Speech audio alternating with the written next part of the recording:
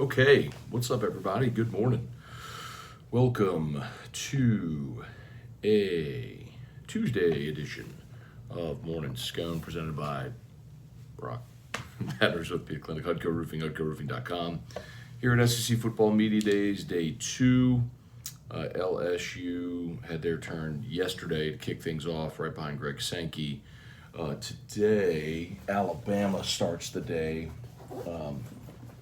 along with Vandy. And where's my book? Please tell me I have it. I do. In the other bag. So, all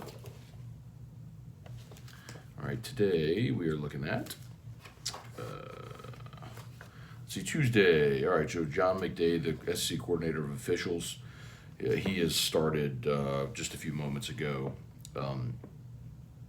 Nick Saban will start the day along with Vanderbilt, and then after lunch it'll be Mississippi State and South Carolina. So some interesting storylines today. Obviously Nick will be there, and so NIL and the Jimbo stuff will obviously be a big part of today. But it's also Will Anderson and Bryce Young. So you have the reigning Heisman winner who will be here today. That's pretty cool.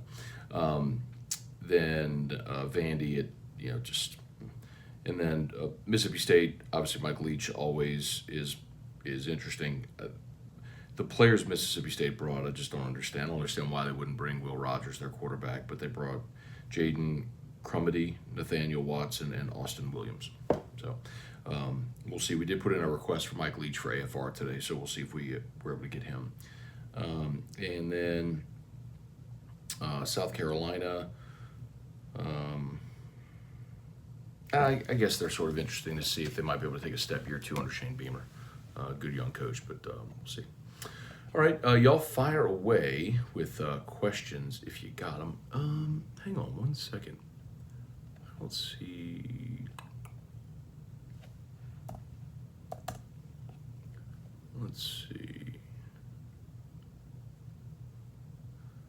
I am not seeing Facebook comments. If you're watching on Facebook, do me a favor, just please drop a hi or something like that. For some reason, not seeing Facebook comments come through.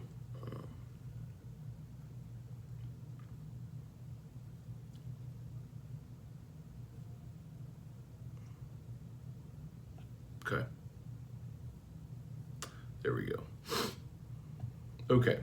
I will say some good mornings here. Cliff Nelson, good morning. Kerry Hughes, good morning. Brad Johnson, good morning. Raymond, morning, Scone. First time live in a minute. Great MLB draft so far. LSU has done exceptionally well, considering in the MLB draft. Get to that here in a second. Brad Johnson looking slick. Thank you, man. Brad David, how long do you think Kiffin will stay at Ole Miss? Yeah, I'll tell you, he last offseason was shopping himself. He wanted, I'll tell you this flatly, Lane Kiffin wanted the LSU and Florida jobs and didn't get a sniff on either. So I think for him, he was a little pissed about it, but also I think he realized, sometimes recognize a good thing when you got it. So he signed an extension at Ole Miss this year. Now we all know contracts are barely worth the paper they're written on anymore, but buyouts are obnoxious and all that. But he's making over $7 million a year at Ole Miss. So sans a better offer, I don't know why you'd leave the SEC where you're making $7 million a year to go to somewhere if you don't have the opportunity to win a championship.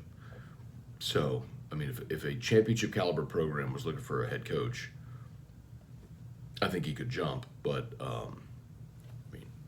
in a lot of respects, he's stuck where he is. Christopher Slim, T-Bob, so cool. Okay. Rapping Batches, what's up? Kirk Taylor, Shane O'Mac, what's up? Yeah, Gervais is coming back. That was huge news. So,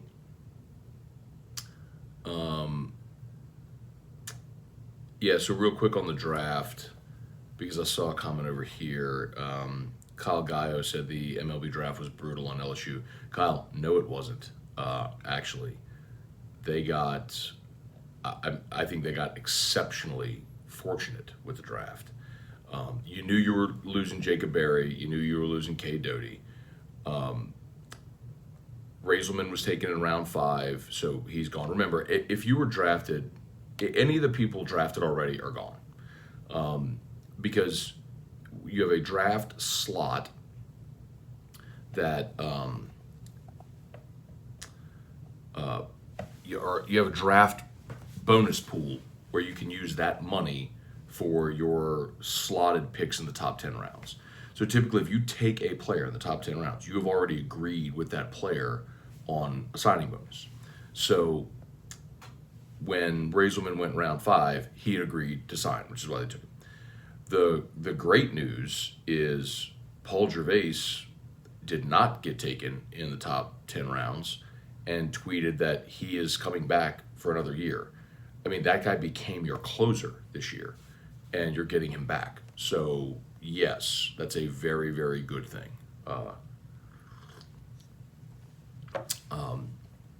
On top of that, when you look at the signees, so Dylan TeBrock, I'm looking at look at the transfers, right? Dylan TeBrock, the kid from Creighton, he was taken by the Mets, and so he's announced he's signing with the Mets. So obviously, if he got what he wanted, so TeBrock, you lose him, but all the other players that you signed that you were worried about, and it was Christian Little or Pineda or Carter Young. They were all draft risks, but none of them have been picked, so they're coming. And of course, Thatcher Hurd was not draft eligible, the UCLA pitcher. And then if you look at the high school guys, Chase Shores did not get picked, so he's coming. Brady Neal did not get picked. It's a little it's a little stunning. Gavin Guidry did not get picked. And the reason, guys, is because this is what we've talked about for weeks and weeks and weeks. If a guy can say he's got a number, but then a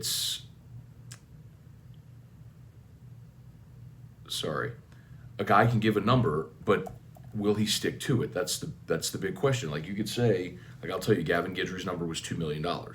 So he would have had to go in the top 40 picks.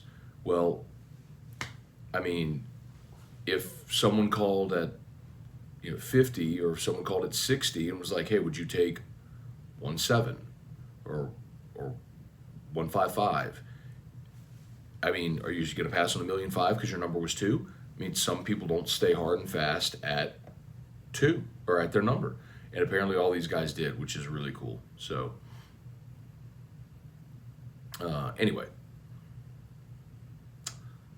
All right. So really good news. I mean, you only had 6 signees, the 1 transfer into Brock, and then 3 players that are gone. So we'll see how today goes, but anyway, it went really, really well, all things considered. Let's see. Kelly Gross, good morning, David Gill. How was Kelly received? Yeah, David, you know what's interesting? Basically, all the people that made fun of Brian Kelly when he was hired are here. All the people that made fun of the family and the dancing and all that stuff, it's all the people that are here. I mean, fans too, but like the media, they're all here. And it's so perplexing because I don't know why they were just convinced or content just to make fun of him. But he leaned into it yesterday. He made jokes about like, what do you hear how I say etouffee and stuff like that. Like he was loose and really embraced it, and I think it came off really well. Because the perception of Brian Kelly, I think, is like this buttoned up Midwestern, red-faced, screaming, angry guy who takes himself too seriously, and it was the opposite. I thought he did a great job yesterday, and was very, very well received. So hopefully a lot of the other stupid stuff will die down and we start talking football. All right, let's see. Christopher Callahan, T-Bob is way cooler than Matt. Sure, if you like people that wear the same shirt 5 days in a row, have poor hygiene, well, never mind. Like Star Wars, binge watches Netflix, plays video games. Yeah, all that stuff. Yeah, no doubt. Cool.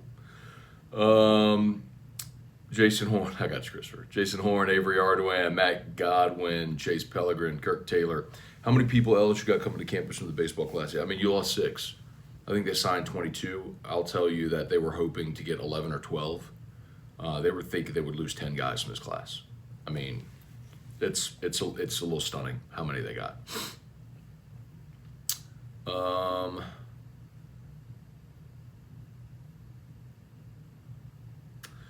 All right, smash that like button. Let's see Brian Kelly to go. What's up, Matt? Does it sound like Nuss could start week 1 based on what Kelly said?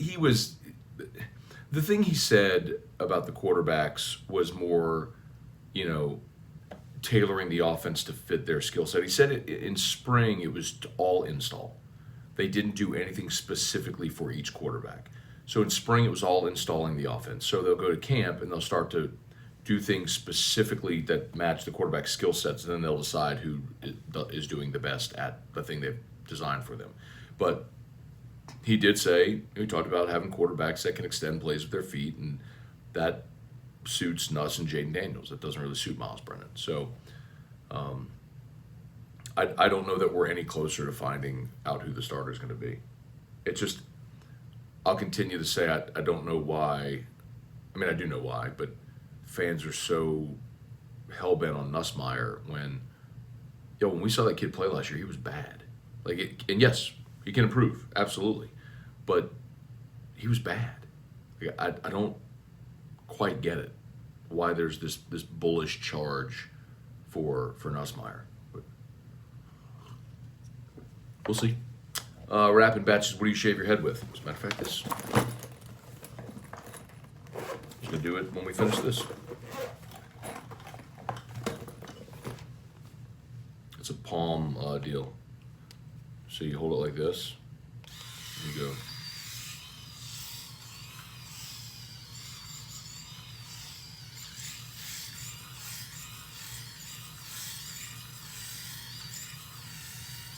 So I'm not going to do that the whole time we're here. But anyway, now I have to finish because I have shaven streaks in the back of my head.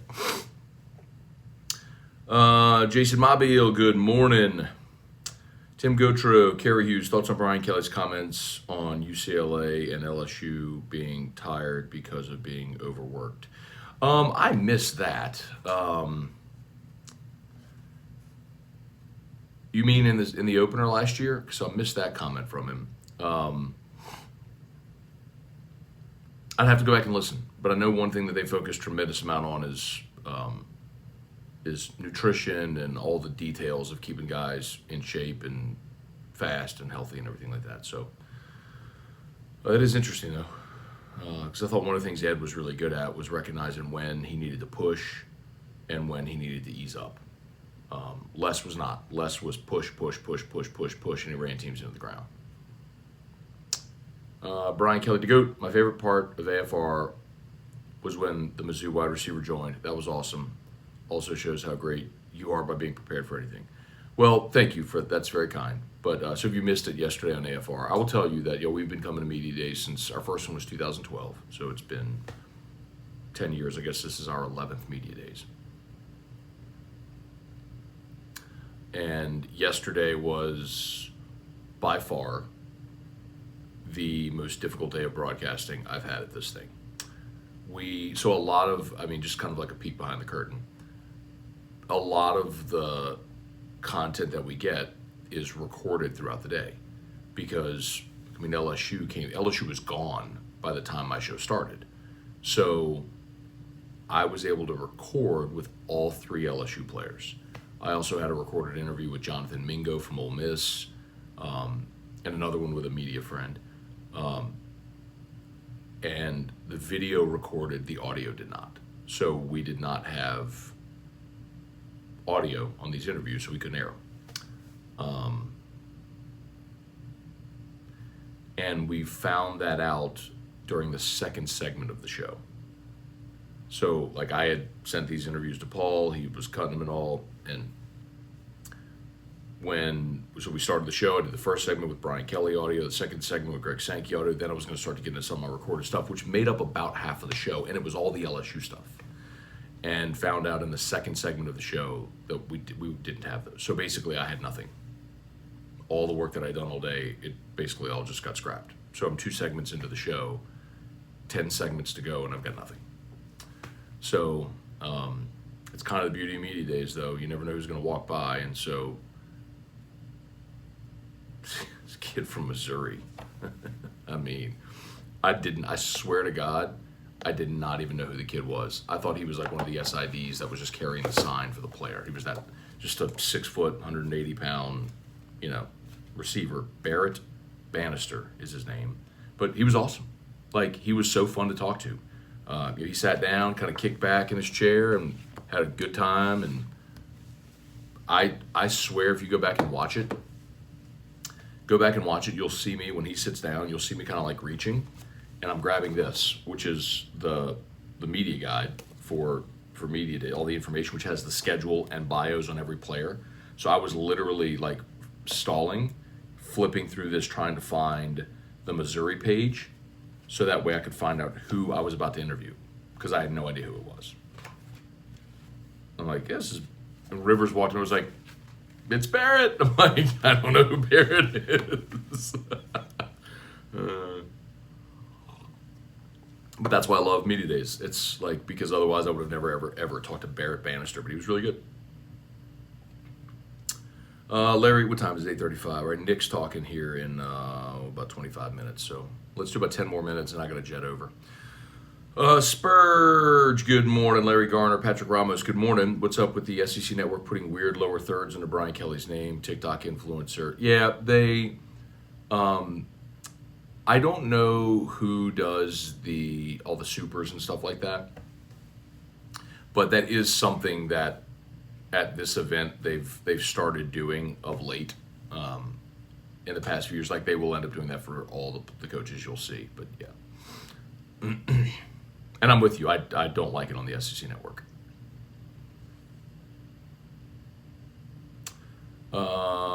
Jason Mabio, what's with the 2 beds? Tell me you aren't staying with T-Bob. Nope, solo room, but they had twin beds, or double, whatever those are, twin beds.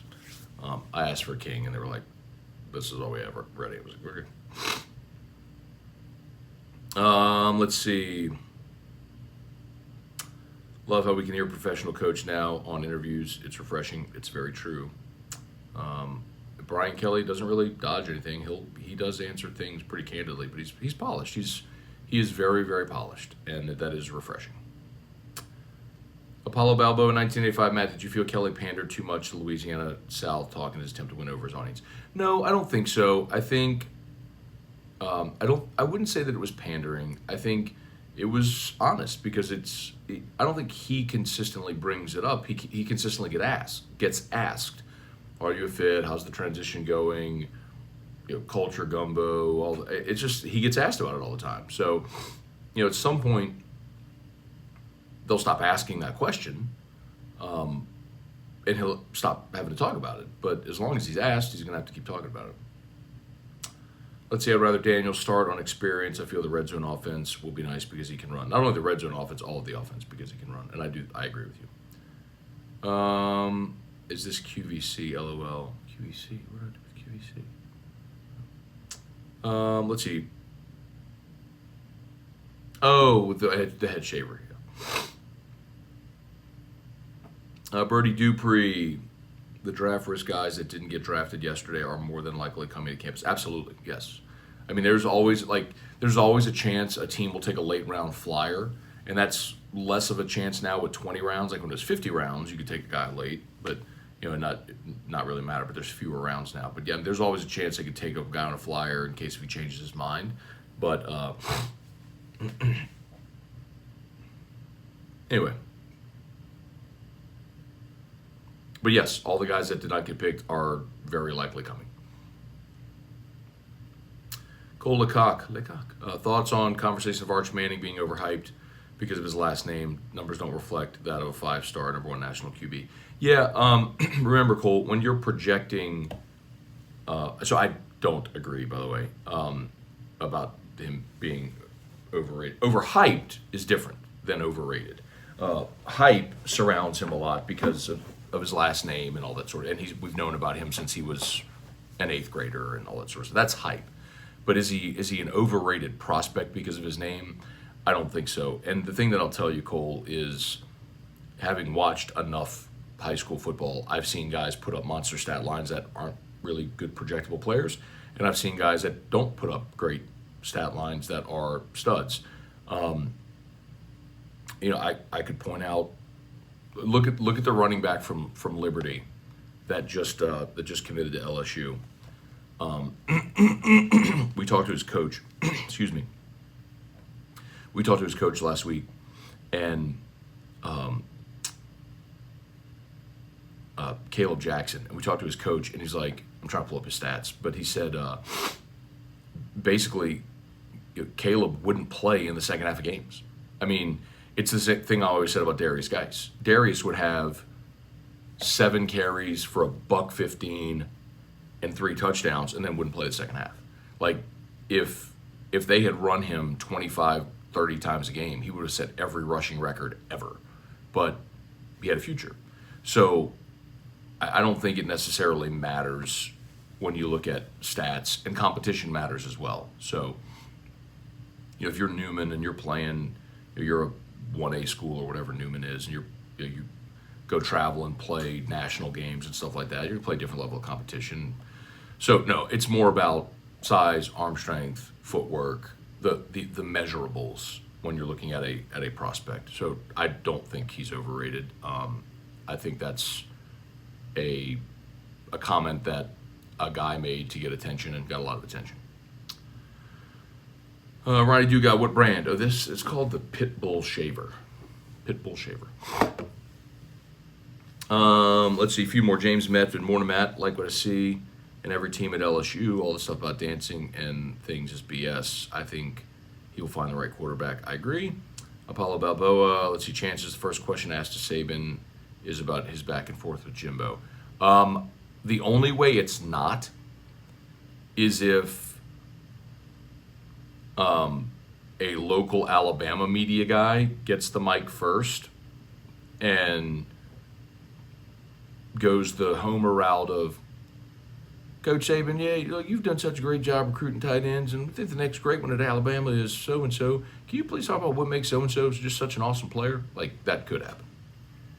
That happens a lot with the Alabama media. Alex Morvant, please tell Jordy it's pronounced Jordan Arsaman. Sincerely, every Cajun from the Bible. What did he say? Well, Jordan could have corrected him. Wendell Norman, Deadeye Jed, what's going on? Need more news on baseball. It's good. Good news on baseball, man. Jacob Hibbard, morning Matt, what do you think of Kelly's NIL answer?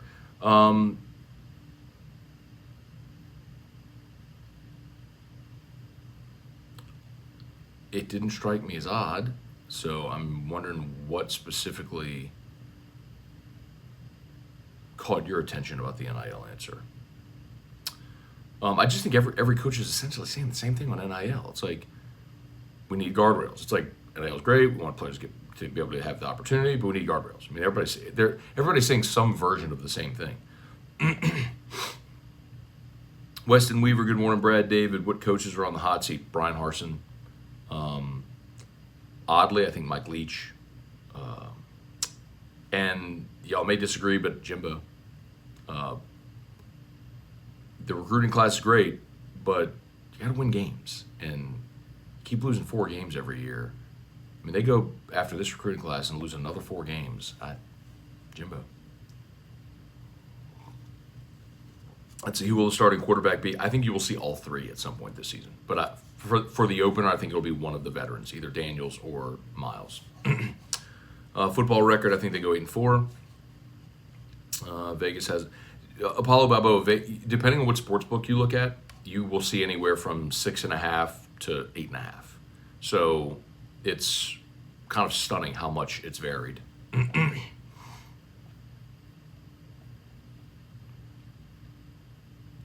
So Jacob Hibbert said specifically that LSU is not behind and not getting outbid. So Jacob, I will tell you, without going into too much detail, what I will tell you is this, that it is no coincidence that LSU baseball went on the run they did, same time LSU football went on the recruiting run they did, and that with the legislature, the Louisiana legislature, passing their NIL amendment, the formation of LSU's collective has become more structured, and there are willing participants. Have I said enough? If I'm going to oversimplify it, LSU's boosters have started to engage in NIL. I'll put it that way. I will not give you names or amounts, but suffice to say that the LSU collective did in one evening raise over seven figures with a very small select group of people. So yes. I think LSU is very much competitive now, but they were not. But they are now. Sean Michael Habets, why didn't Booty travel? Yeah, man. Kayshawn, honestly, is just not great with media. I mean, he's a great player. He's just not great with media. I don't know what else to tell you. Like, he's a very quiet, soft-spoken guy, and this isn't really the type of event that I think he would thrive at. How is Will Campbell doing? Supposedly good. I mean, he's going to be a starting left tackle as a freshman. Jared DeLucky, what's going on? Let's see. Kirk, will we ever hear the Brian Kelly interview? Or is that a production issue? You mean from AFR? Yeah, there's no audio. Yeah, there's no audio for it, for the interviews we did. Let's see. All right, I got to go. It's 8:45. Wendell Norman, can you give your take on Brian Kelly's time at the podium?